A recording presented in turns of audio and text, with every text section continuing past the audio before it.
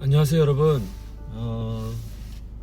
오늘은 조금은 특별하고 조금은 예민한 어쩌면 욕을 엄청 먹을지도 모를 이야기를 해보려고 해요. 여러분들은 혹시 집에 화분이나 또는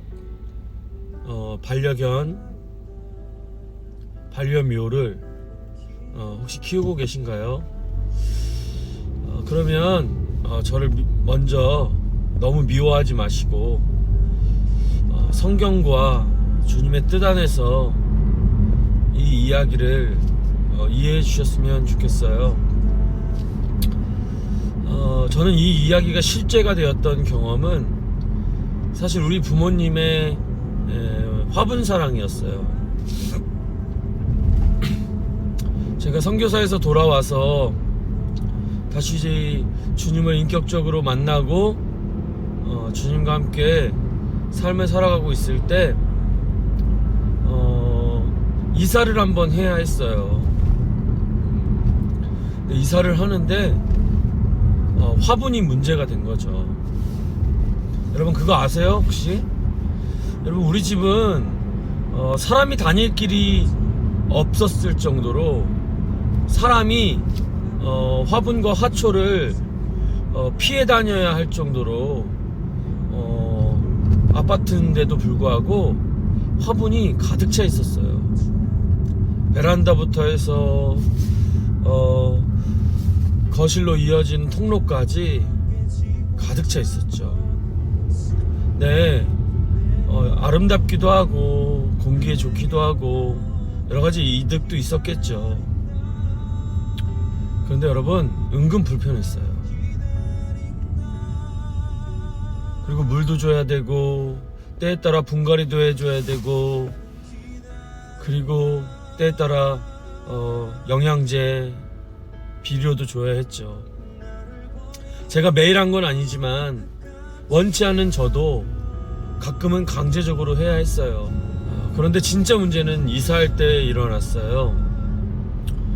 여러분 화분은요 겹겹이 쌓을 수가 없잖아요. 우리 사람이 옮겨야 될 이삿짐은요 겹겹이 쌓아도 되고 해야 돼서 큰 이사트럭 하나면 되더라고요. 근데 신기하게 화분은요 겹겹이 쌓을 수가 없어요.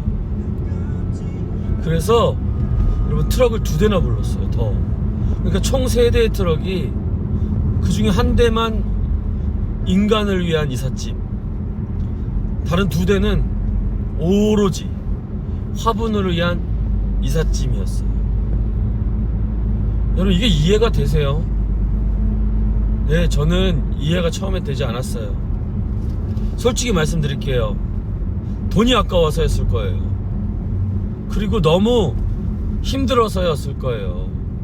사실 뭐 지금 와서 그때를 하나님의 뜻이었다, 하나님의 은혜로 인한 반대였다, 투정이었다 라고 하기엔 제 그때 심정이 그냥 단순히 제가 힘들고 돈이 아까웠기 때문이었어요.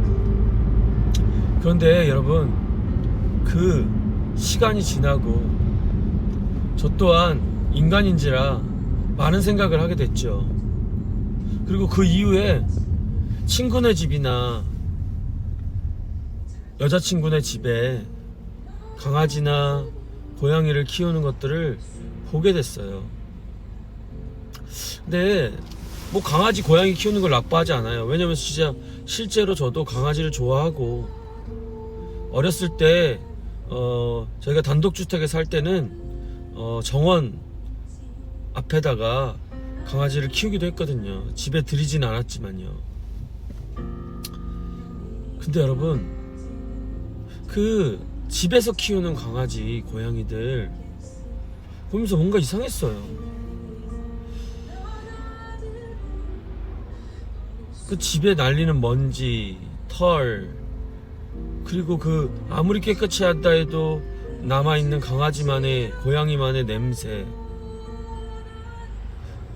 왜 우리는 집에다가 강아지와 고양이를 키울까? 분명 아마 데모처럼 항변하듯이 저한테 그러실 거예요. 고양이와 강아지가 얼마나 사랑을 주는데, 얼마나 아름답고 귀엽고 나에게 위로가 되는데 그걸 돈으로 계산한단 말이야? 이 냉혈한, 이러실지도 몰라요. 여러분, 근데 아무리 생각해도 제 마음에 불편함이 있었어요. 화분, 강아지, 고양이가 왜 우리의 집으로 들어오게 됐을까? 꽤 오랜 시간이 걸렸지만 사실은 성경을 묵상하고 하루하루 통독하는 과정 가운데 저에게 이런 인사이트를 주셨어요. 모든 것은 제자리에 라고요. 여러분, 우리 한번 정직해 볼까요? 여러분, 우리는 왜 화분을 집으로 가져왔을까요? 아마도 그랬을 거예요. 아름다운 자연으로 놀러 나갔는데, 와, 저 꽃이 너무 예쁜 거죠.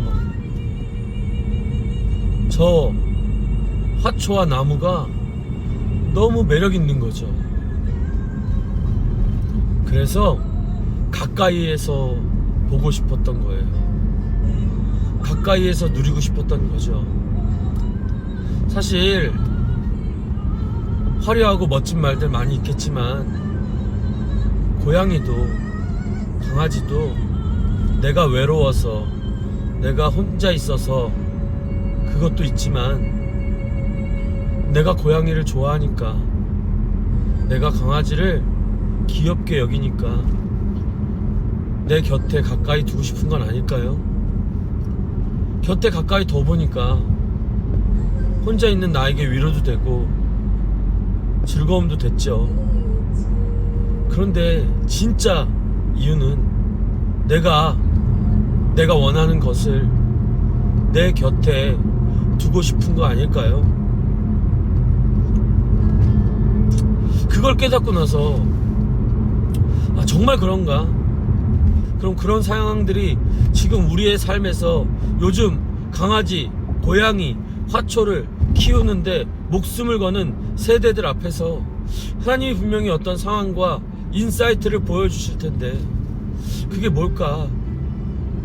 주의 깊게 본 적이 있었어요.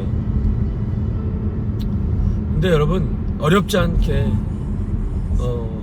깨닫게 되었어요. 여러분, 화초가요 1년 내내 몇 번이나 꽃을 피우는지 아십니까? 집에 들여놓은 화분이요, 집에 들여놓은 나무가 여러분 1년에 몇 번이나 꽃을 피우는지 아세요? 정말 여러분, 전 3번까지 봤어요.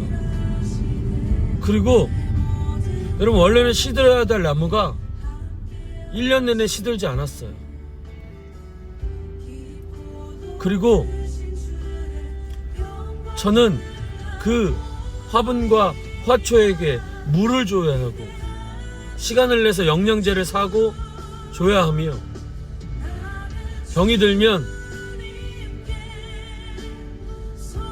찾아가서 전문가에게 치료를 받고 다시 찾아오고 그런 일들도 있었고요. 여러분, 그 나무가 크고 크다 보아 진짜 집의 천장보다도 높아지려고 해서, 여러분, 그것을 처음에는 베란다, 그 다음에는 저기 우리 문 밖에 통로, 나중에는 정말 눈물을 머금고 우리 어머니께서 아파트 단지 저 앞에 정원에다가 심으시더라고요. 여러분, 그때 누가 고생을 했겠어요? 그때 누가 그걸 낑낑 옮겼겠어요? 저겠죠. 여러분, 이런 모든 일들이요, 자연스러운 건가요?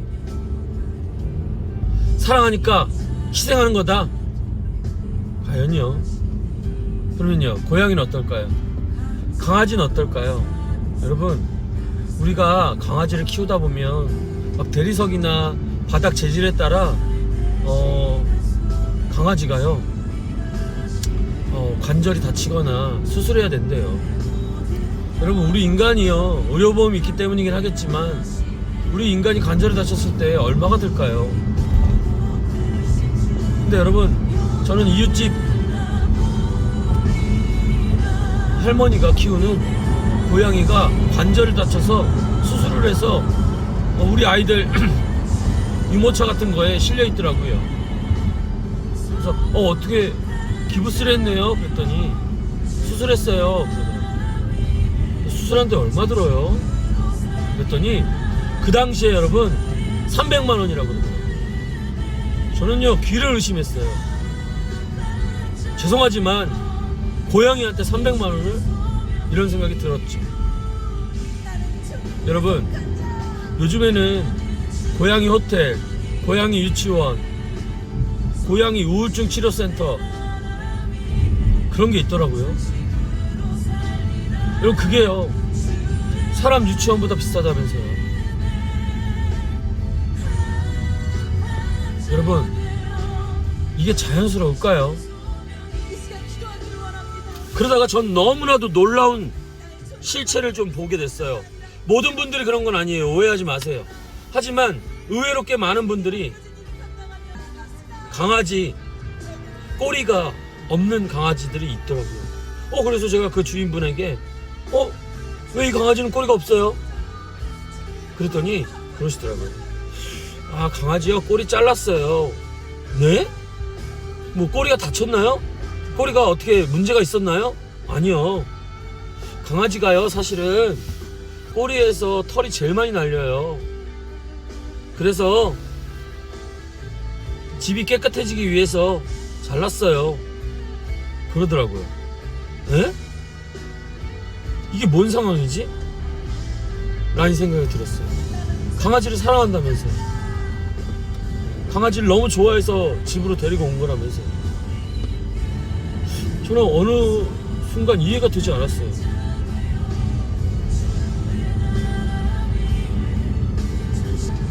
근데 아니나 다를까 여러분들도 이미 좀 아시죠?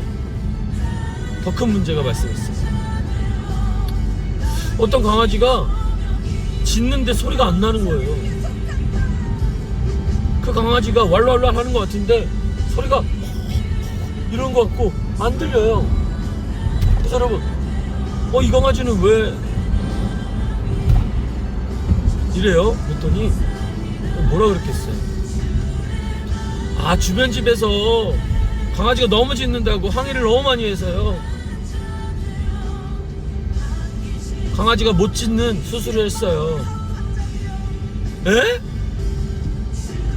강아지가 왈왈왈 멍멍멍을 못 한다고요? 그 이유가 주변 이웃들의 항의 때문에 강아지를 사랑한다고 그렇게 안고 계신 분이 그러시더라고요. 그리고 저 더 놀라운 일들을 경험했어요. 여러분, 강아지가 우리 때는요 이제 짝짓기를 해서 이렇게 강아지가 여러 마리 생기면 주변 집에 이웃집에 선물하거나 그게 안 되면 할머니 할아버지 고향집에 드리곤 했었어요. 그런데 요즘에 새끼를 낳는 일이 거의 없는 거예요. 그래서 궁금해서 강아지가 여러 마리고 암컷도 있고 수컷도 있는 걸로 아는데 새끼는 안 나요? 그랬죠. 중성화 수술했어요. 중성화 수술이요? 왜요? 저는요 강아지 지금 숫자가 딱 좋거든요. 강아지가 더 늘어나는 게 싫어요. 그래서 강아지 중성화 수술했어요. 네? 그렇게 애지중지하는 강아지 숫자가 딱 그 숫자가 좋아서 중성화 수술을 했대요. 여러분들 어떠세요? 여러분, 제가 잔인하고 제가 냉혈한이고 제가 사랑이 없는 인간이어서 이 영상을 찍고 있는 걸까요? 여러분들도 뭔가 이상하지 않으세요? 제가 오늘 말하려고 하는 모든 것은 제자리에 자연스러움, 뭔가 거슬리지 않으세요? 이게 뭘까요? 왜 그럴까요? 여러분, 강아지에게도 본능이 있겠죠.